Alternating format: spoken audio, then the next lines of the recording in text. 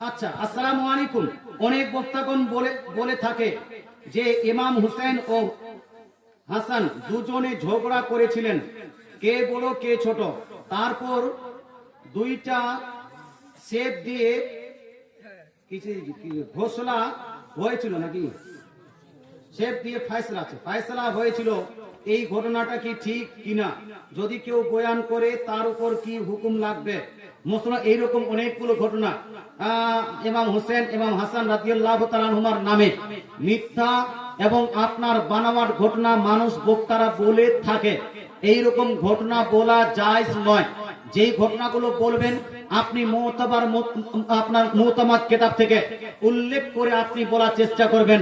নিজের তরফ থেকে বানিয়ে মানুষকে মজা দেওয়ার জন্য, কাঁদানোর জন্য, ইন্টারেস্টিং বানানোর জন্য, এনজয়মেন্টের জন্য এরকম বানানো ঘটনা চলবে না।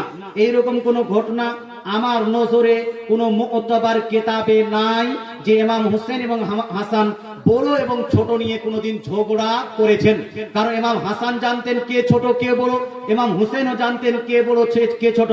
তারপরও ঝগড়া করাটা তাদের পক্ষে কোনদিন মানাতে পারে না। আপনাদের মধ্যে যেন আপনার হতে পারে যে আমি বড় না তুই বড়, কিন্তু ইমাম হোসেন এবং ইমাম হাসানের মধ্যে কে বড় ছিলেন বা কে বড় কে বলেন? হাসান। তো হাসান জানতেন কিনা যে আমি বড় আর হোসেন ছোট, আর ইমাম হোসেন জানতেন কিনা যে আমার হাসান বড় ভাই আমি ছোট ভাই, জানতেন কি জানতেন না? এটা নিয়ে ঝামেলা হবে? এটা নিয়ে কোনোদিন ঝামেলা হবে না। তাই ভাই আপনাকে বলতে চাই, এইরকম ঘটনা বলবেন না। এইরকম ঘটনা যেই বক্তা বলছে তাকে মুতাবার কিতাব থেকে বলা উচিত, আর যদি ভুল ক্রমে বলে থাকে তাকে তওবা করে নিবে যে এইরকম আগামীতে যেন না বলে।